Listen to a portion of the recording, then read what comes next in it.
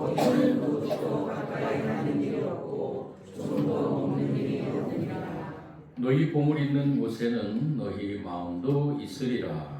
머리에 띠를 띠고 등불을 켜고 서 있으라. 너희는 마치 그 주인이 혼인 집에서 돌아와 문을 두드리면 곧 열어주려고 기다리는 사람과 같이 되라. 주인이 와서 깨어있는 것을 보면 그 종들은 복이 있으리로다. 내가 진실로 너희에게 이르노니 주인이 띠를 띠고 그 종들을 자기에게 하시고 나와 수종들이라.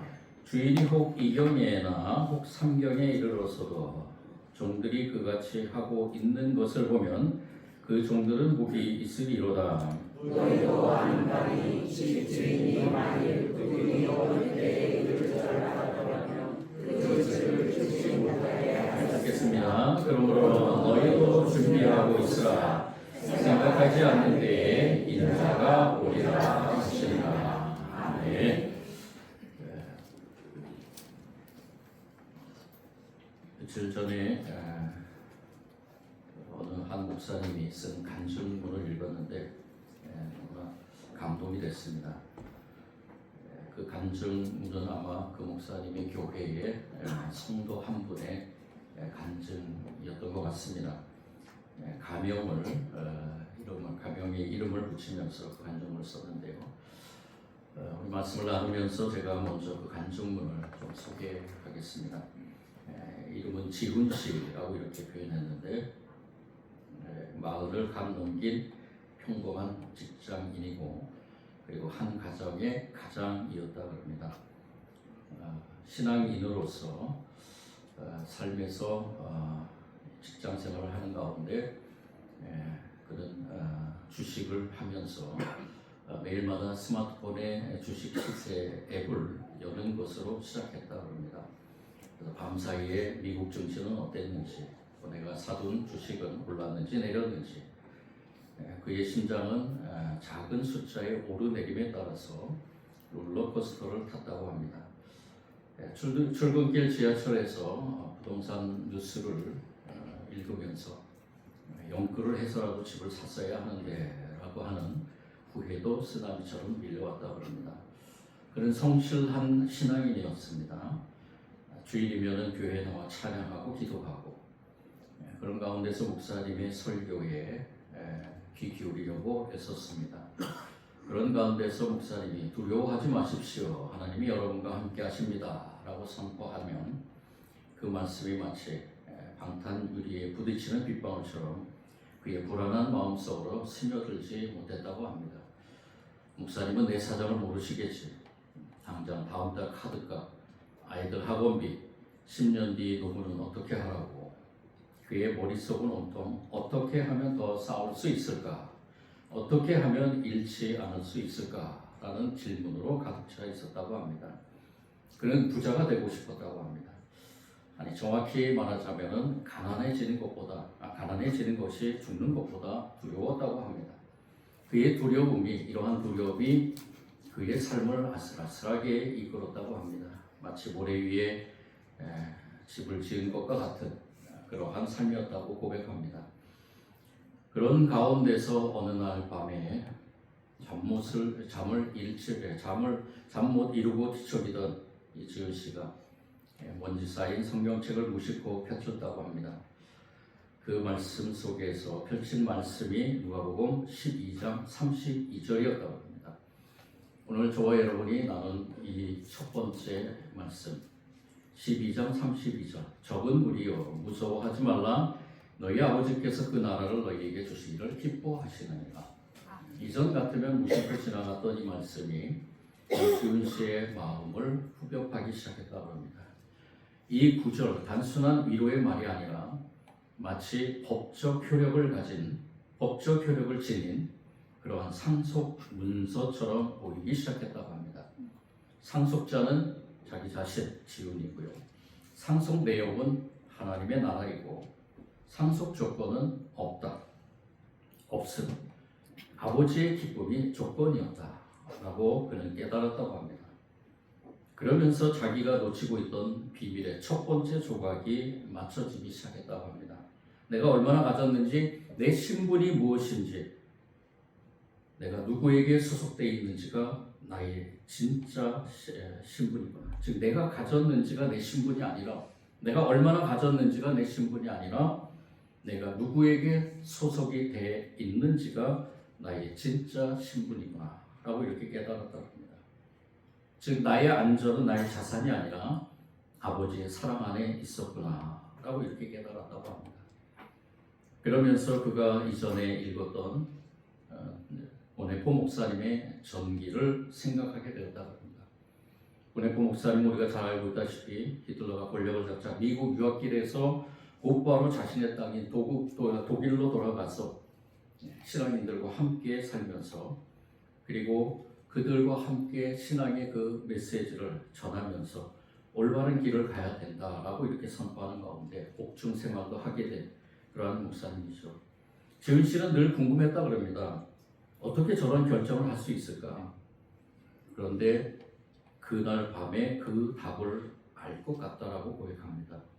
보네포 목사님은 자신의 목숨보다 더 큰 안전 자산을 가지고 있었던 것이었습니다. 바로 그리스도께 소속되어 있다는 부유함, 고난받는 교회와 함께 한다는 관계의 부유함이 있었다는 것이죠. 그는 죽음이라는 두려움을 기꺼이 팔아서 영원한 소속의 부유함을 샀다고 합니다. 그날 지은 씨는 처음으로 주식 앱을 열지 않고 기도했습니다. 하나님, 제 안의 두려움을 팝니다. 대신 제가 아버지의 사랑받는 양떼라는 진리를 사겠습니다. 그의 마음속에서 작지만 분명한 거래가 이루어졌다고 합니다. 두려움이 조금씩 거치자 지은 씨의 마음에 새로운 질문이 떠올랐다고 합니다. 바로 그 다음 구절인데요. 상속문서 다음 구절에 나오는 너희 소유를 팔아 부재하라. 이거는 너무나 급진적인 요구였습니다. 아니 이제 겨우 두려움을 팔았는데 내 소유까지 팔라고? 그는 혼란스러운 마음으로 서점을 거닐다가 마이클 샌델의 돈으로 살 수 없는 것들이라는 책을 발견했다고 합니다. 샌델은 말합니다. 친구관계, 사랑, 명예 같은 것들은 돈으로 사는 순간 그 가치가 파괴된다. 10만 원을 주고 산 친구는 더 이상 진짜 친구가 아니라는 것입니다. 오히려 돈으로 모든 것을 사려는 세상은 우리를 더 가난하게 만든다라고 이렇게 말합니다. 지은 씨의 머릿속에 섬광 같은 것이 퍼졌다고 합니다. 아, 그렇구나. 예수님의 명령은 우리를 가난뱅이로 만드는 것이 아니었구나. 돈으로 절대 살 수 없는 가장 가치 있는 것들에 투자하라는 부르심이었구나. 사랑, 관계, 자비, 나눔, 이것들이 바로 낡아지지 않는 배낭이며 하늘의 보물이었던 것이었다 라고 이렇게 깨달았습니다. 그나저나 그는 성경을 펼치면서 히브리서 11장을 읽었다고 합니다. 믿음은 바라는 것들의 실상이요 보이지 않는 것들의 증거니라고 시작하는 11절의 말씀 속에 아브라함의 이야기에 시선이 머물면서 아브라함은 갈 바를 알지 못했지만 하나님의 부르심을 따라 고향을 떠났습니다. 그는 보이는 땅의 안락함을 바라 보이지 않은 하나님의 약속을 찾던 것입니다. 그는 장차 들어갈 성을 바라보며 이 땅에서 외국인과 나그네로 살았습니다. 그는 더 나은 본향 곧 하늘에 있는 것을 사모하며 진정한 투자자였습니다 라고 이렇게 고백했다고 합니다. 이 지은 씨의 고백, 이 깨달음, 이것은 초대교회 공동체가 자신의 재산을 팔아 나누는 것, 즉 공산주의의 이념 때문이 아니라 바로 하나님께서 주신 귀한 그 은혜 가운데서 믿음으로 온몸을 살아낸 그 사람들의 모습이었다는 것을 다시 한번 상고했다 합니다. 그들은 예수 그리스도라는 돈으로 살 수 없는 최고의 선물을 받았기 때문에 아브라함처럼 기꺼이 땅의 것들을 팔아 하늘의 부요함을 샀다는 것이었습니다. 그 주말에 지은 씨는 아내와 함께 작은 결심을 했다고 합니다. 매달 외식하는 돈을 아껴서 경제적으로 어려운 선교사 가정을 돕기로 했습니다. 처음이었습니다. 의무감이 아니라 아브라함과 같은 믿음의 순례에 동참하는 기쁨으로 무언가를 파는 경험, 하늘 은행에 나의 보물에 예금하는 것 같은 이상한 부유함이 그의 마음을 채웠다고 합니다. 이러한 삶의 가치관이 바뀌자 세상이 다르게 보이기 시작했다고 합니다. 하지만 그의 신앙은 어느새 조용하고 안락한 개인의 경건 생활이 되어가고 있었다고 합니다. 주일의 예배, 개인의 큐티, 소에게 헌금, 그의 신앙은 누구에게도 피해 주지 않는 그만의 작은 정원이 되었습니다. 그런데 이상하게도 그의 마음속에 등불이 점점 희미해지는 것 같은 그런 느낌을 받았다고 합니다. 영적인 무기력함과 나태함이 스멀스멀 그를 찾아왔다고 합니다. 그런 가운데서 어느 날 새벽에 그는 이사야 1장의 말씀에 부딪히며 산산조각이 났다고 합니다. 너희가 내 앞에 보이러 오는 그것을 누가 너희에게 요구하였느냐? 내 마당만 밟을 뿐이니라. 너희 손에는 피가 가득함이라. 너희는 스스로 씻으며 스스로 깨끗하게 하여 선행을 배우며 정의를 구하며 학대받는 자를 도와주며 고아를 위하여 신원하며 과부를 위하여 변호하라 하셨느니라.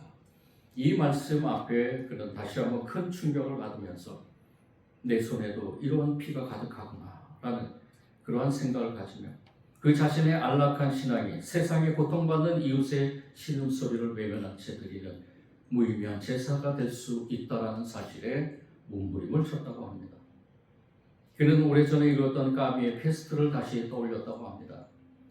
페스트라는 부조리한 재앙 앞에서 의사 리오는 신을 믿지 않지만 묵묵히 환자들을 돌보며 어둠과 싸웠다는 그 이야기를, 그의 성실은 안락한 골방이 아니라 고통의 현장 가운데 있었다는 그 이야기를 상고하면서 지우치는 부끄러워졌다고 합니다.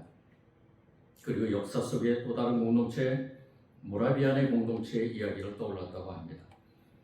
그들은 100년이 넘는 시간 동안 24시간 기도의 등불을 밝혔다고 했습니다. 그러나 그들의 등불은 자기들만에 위한 것이 아니었다고 합니다. 그 기도의 힘은 온 세계에 고통받는 영혼들을 향한 선교의 열정으로 타올랐습니다. 그들의 손은 기도하느라 모아져 있었지만 동시에 세상을 향해 뻗어져 있었습니다. 이 지훈 씨는 깨달았습니다. 깨어있는 삶, 타오르는 등불이란 골방의 경건과 거리의 실천이 만나는 삶이다 라는 것을 깨달았습니다. 깨어있는 삶이란, 타오르는 등불이란 바로 골방의 경건과 거리의 실천이 만나는 삶이라는 것. 이것을 깨달은 이 지훈 씨는 더 이상 1년 전에 그 자신의 불안한 투자자가 아니었습니다. 그는 힘과 능력을 어디선가 받는 것처럼 그는 팔아야 더 부유해진다는 비밀을 알게 되었고, 그리고 두려움을 팔아서 수속을 얻었고, 소유를 받아서 이 영혼을 얻었으며, 나태함을 팔아 깨어있는 소망과 사명을 얻게 되었다고 고백합니다.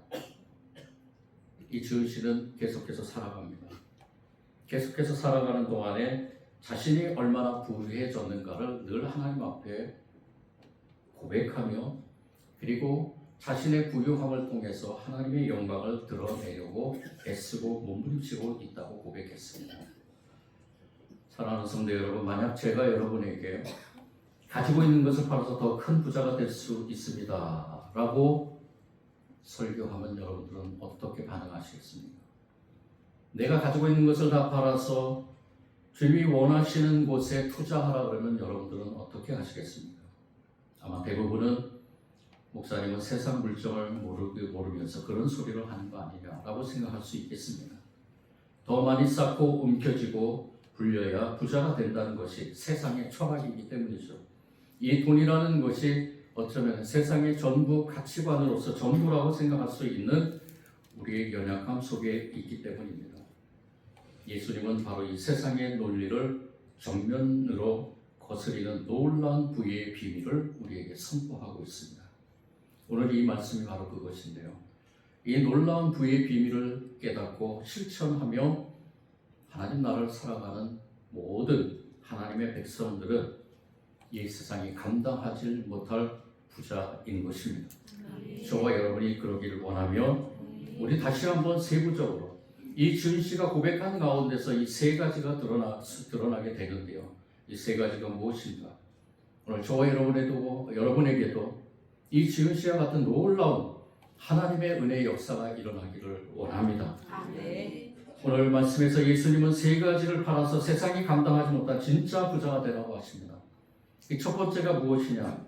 바로 두려움을 팔아서 소속의 부유함을 사야 한다고 말씀합니다. 32절 말씀입니다. 32절 다 같이 한 번 더 읽어보겠습니다. 시작. 그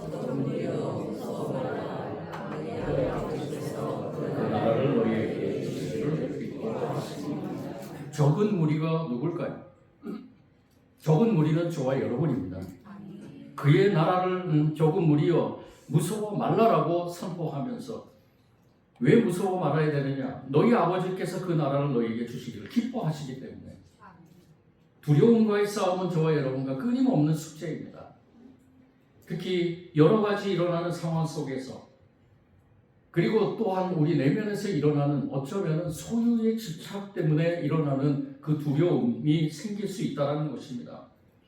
세상에서 힘없고 보잘것없는 존재가 될까 두려워하는, 이 세상의 논리는 물질과 권력에 있기 때문에, 그것 때문에 우리가 두려운 그러한 이 세상에서 정말로 보잘것없는 존재, 더 나아가서는 우리가 손가락받는 그러한 손가락질 당하는 그러한 존재가 될 수 있다라는 그 두려움 때문에 우리는 늘 이 세상 속에서 하나님이 우리에게 주신 하나님 나라의 그 가치관보다는 세상의 가치관에 휩쓸려 살 때가 한두 번이 아닙니다. 세상의 기준으로 볼 때 힘없고 연약하고 언제 잡혀먹을지 모르는 작은 양떼, 하나님의 백성이지만 이러한 모습을 보이는 저와 여러분, 연약한 현실을 향해서, 이러한 현실을 향해서 예수님은 선포합니다. 두려워하지 말아라. 두려워하지 말아라. 아멘. 두려워하지 말아라. 주님은 선포하시는 가운데 우리에게 그 메시지가 귀에 안 들려오지 않을 때가 얼마나 많은지요. 우리의 안전은 내가 가진 재산 목록이 아니라 전능하신 하나님 아버지의 자녀가 되었다는 소속이라는 그 소속 때문에 우리는 이 모든 것들을 이겨나갈 수 있다는 것입니다. 아멘. 아버지는 우리에게 그 나라를 주시기로 이미 결정하셨고 그 결정을 너무나도 기뻐하신다고 말씀합니다. 세상의 부는 숫자로 계산되지만 하늘의 부는 관계로 계산이 되는 것입니다. 세상의 부는 숫자로 계산이 되지만 얼마나 많이 가졌느냐, 얼마나 높은 곳에 있느냐, 그렇지만 이 하늘의 부는 바로 하나님의 관계가 얼마나 이루어졌느냐라는 것입니다. 우리는 이 소속의 부유함을 얻기 위해서 우리의 두려움을 팔아야 될 줄 믿습니다. 아멘. 독일의 히틀러의 광기가 온 유럽을 덮쳤을 때 우리가 앞에서 살펴봤던 이 신학자 보네포는 안전한 미국에 머물기를 버리고 그 죽음의 공포가 도사리는 조국으로 돌아갔습니다. 개인의 안전이라는 두려움을 팔았다는 것입니다. 그리고 그 대가로 고난받는 그리스도의 몸된 교회와 함께하는 소속의 부유함과 고난받는 제자도의 풍성함을 샀습니다. 그는 죽음 앞에서도 두려워하지 않는 진짜 부자였습니다. 죽음 앞에서도 두려워하지 않는 진짜 부자. 성도 여러분, 여러분을 묶고 있는 그 두려움을 믿음으로 하나님께 팔기를 원합니다. 아멘. 그리고 그 대가로 너는 내 아들이다, 아멘. 내 딸이다 아멘. 라는 말씀하시는 그 하나님의 음성을 들으며 그 약속을 굳건히 믿기를 원합니다. 아멘. 진정한 부의 시작은 쌓는 것이 아니라 소속을 확인하는 것. 절대 잊지 마시기 바랍니다. 내가 누구에게 소속되어 있느냐, 내가 어디에 소속되어 있느냐, 이것을 믿고 살아가는 삶이 바로 이 세상에 감당할 수 없는 진짜 부자의 삶인 줄 믿습니다. 아멘. 두 번째는 바로 썩어질 소유를 팔아서 영원한 부유함을 사야 한다고 말씀합니다. 33절과 34절입니다. 다 같이 한 번 더 읽어보겠습니다. 시작. 너희 소유를 팔아 부재하여 나라가 주지 아니하는 곧 하늘의 든과 다함이 없는 보물이니 거기에는 도둑도 가까이 하는 일이 없고 좀도 먹는 일이 없느니라. 너희 보물 있는 곳에 너희 마음도 있으리라. 아멘. 하나님 안에서 안전하다는 것을 깨달은 사람은 자연스럽게 재물에 대한 태도가 바뀌게 됩니다. 너희 소유를 팔아 구제하라 라는 이 명령은 재물을 내 삶의 주인의 자리에서 끌어내라는 것입니다. 재물을 내 삶의 주인 자리에서 끌어내라는 것이죠. 그리고 더 나아가서는 하나님의 청지기로 살라는 선언입니다. 여러분들 하나님의 청지기로 살고 있습니까? 하나님의 청지기로 살라는 이것은 어디에다 투자하라는 것이냐 하면 바로 하나님의 뜻을 이루는, 하나님의 방법을 이루어가는, 하나님께서 일하시는 그곳에 투자하라는 것입니다. 예수님은 이것이 가장 지혜로운 투자라고 말씀합니다. 땅의 보물은 사라지지만 하늘의 보물은 영원하기 때문입니다. 히브리서 기자는 말합니다. 믿음은 바라는 것들의 실상이요 보이지 않는 것들의 증거니. 지금 씨가 깨달은 아브라함은 이 믿음으로 갈 바를 알지 못했지만 보이는 고향의 땅의 안락함을 바라 보이지 않는 하나님의 약속을 샀다라는 것을 우리는 이 시간에 다시 한번 생각해 봐야 될 것입니다. 그는 장차 들어갈 더 나은 본향 하늘의 성을 바라보면서 이 땅에서 나그네로 살아갔습니다. 청지기로 살아간 것입니다. 하나님께서 맡겨주신 것에 대해서, 하나님께서 주신 것에 대해서 감사하면서 매 순간순간 하나님과 동행하며 하나님의 뜻을 이루기 위해서 몸부림쳤던 아브라함이었다는 것입니다. 그의 믿음은 우리 눈에 보이지 않지만 그 삶이 바로 믿음의 표현으로서 나타나는 것이라는 것입니다. 앞에서도 말씀드린 마이클 샌들 교수가 쓴 돈으로 살 수 없는 것들에서 세상 모든 것을 돈으로 살려고 할 때 오히려 우리는 더 가난해진다고 경고합니다. 세상 모든 것을 돈으로 사려고 할 때 오히려 우리는 더 가난해진다. 우정이나 사랑, 이런 고귀한 가치들의 가격표를 붙이는 순간 그 본질적인 가치는 파괴된다는 것입니다. 예수님의 말씀은 돈으로 살 수 없는 진짜 보물, 영원한 가치에 투자하라는 그 부르심은 저와 여러분에게 오늘 이 말씀대로 하늘에 보물이 있다는 그 믿음을 가지고 나아가야 된다는 것입니다. 초대교회 공동체가 바로 이 비밀에 온몸을 투자하면서 사는 것입니다. 그들은 예수 그리스도라는 돈으로 살 수 없는 최고의 선물을 받았기 때문에 아브라함처럼 기꺼이 땅의 것들을 팔아서 하늘의 부유함을 샀던 것입니다. 오늘 나의 점심값을 아껴드려서 선교 헌금, 나의 휴식 시간을 팔아서 봉사하고 나의 명예욕을 팔아서 남을 세워주는 섬김이 바로 하늘의 보물을 사는 믿음의 행위입니다. 썩어질 소유에 대한 집착을 하는 것은 가난해지는 길이 아니라 오히려 나의 마음과 인생 전부를 영원하고 안전한 하나님 나라에 투자하는 가장 확실한 지혜로운 재테크입니다. 여러분들 깨달으시고 그리고 이 세상이 줄 수 없는 그러한 진정한 부자의 삶을 살아가기를 원합니다. 마지막으로 세 번째, 예수님은 나태함을 팔아서 깨어있는 부유함을 사야 한다고 말씀합니다. 35절부터 40절까지 말씀을 통해서 허리에 띠를 띠고 등불을 켜고 서 있으라고 선포하면서 마지막으로 너희도 준비하고 있으라 생각하지 않을 때 인자가 오리라 라고 선포합니다. 예수님은 그 삶의 방식을 깨어있는 종의 모습으로 비유하십니다. 하늘의 부자가 된 사람의 모습을 그렇게 비유한 것입니다. 깨어있는 종의 모습, 허리에 띠를 띠는 것, 즉 주인의 명령을 수행할 수 있는 준비가 언제든지 돼 있는 능동적인 자세, 등불을 켜고 서 있는 것, 어둠 속에서도 영적으로 잠들지 않고 깨어있는 상태. 이 기다림은 지루하지 않습니다. 주인이 돌아와서 오히려 종들을 섬기는 상상 초월의 보상이 기다리고 있기 때문에 인내하며 그 사명을 감당해 나가고 있는 것입니다. 이것이 바로 우리가 누릴 궁극적인 부유함입니다. 우리는 나태함과 영적 게으름을 팔고 깨어있는 부유함을 사야 될 줄 믿습니다. 깨어있다는 것은 그럼 무엇인가요? 깨어있다는 것은 무엇인가요? 이사야 선지자는 하나님께서 헛된 재물이 아니라 선행을 베푸며 정의를 구하며 학대받는 자를 도와주는 그 삶의 예배를 깨어있는 삶이라고 외쳤습니다. 우리의 등불이 골방에만 타오르고 있다면 그것은 하나님이 역겨워할 연기일 뿐입니다. 가미의 소설 패스트에서도 의사 리오는 희망 없는 도시에서 묵묵히 환자들을 돌보며 어두움과 싸웠습니다. 저와 여러분에게는 하나님이 주신 귀한 달란트들이 있습니다.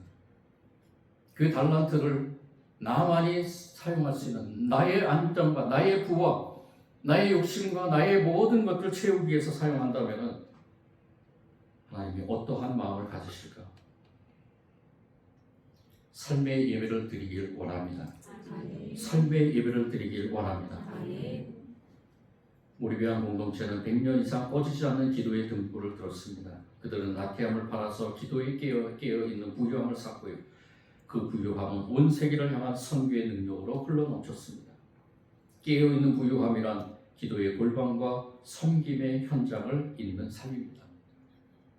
진정한 부유함은 목적 없이 사는 나태함을 팔아서 주님 오실 날을 기쁨으로 준비하며 하루하루를 기도의 등불과 섬김의 손으로 성실히 살아가는 깨어있는 삶 속에서 완성될 줄 믿습니다. 아멘. 여러분들 오늘 저와 여러분 꼭 기억하길 바랍니다. 우리가 진정으로 이 세상에서 부자로서 사는 비결을 하나님께서는 말씀해 주셨습니다. 예수 그리스도가 이 땅에 인간으로 하나님께서 인간으로 오셔서 우리에게 선포하신 이 세 가지를 꼭 기억하시기 바랍니다. 두려움을 팔아서 소속의 부유함을 갖는 저와 여러분이 되기를 원합니다. 썩어질 소유를 팔아서 영원한 부유함을, 나태함을 팔아 깨어있는 부유함을 사는 저와 여러분이 되기를 원합니다. 이것이 바로 하나님 나라의 경제학입니다. 세상이 감당할 수 없는 진짜 부자임을 꼭 기억하길 원합니다. 오늘 이 시간 성령님께서 저와 여러분에게 귀한 말씀으로 인도해 주신 줄 믿습니다. 하나님 감사합니다. 세상이 감당할 수 없는 진짜 부자가 되기를 원합니다. 하나님이 우리에게 주신 귀한 은혜, 하나님 나라의 백성의 그 은혜를 이 땅 가운데서 우리가 누리며 살아가길 원합니다. 진정한 부자의 모습이 무엇인가를 오늘 주님께서 우리에게 선포하셨듯이 우리가 그 믿음을 가지고 우리의 삶이 변화되기를 원합니다. 결단의 시간이 되기를 원합니다.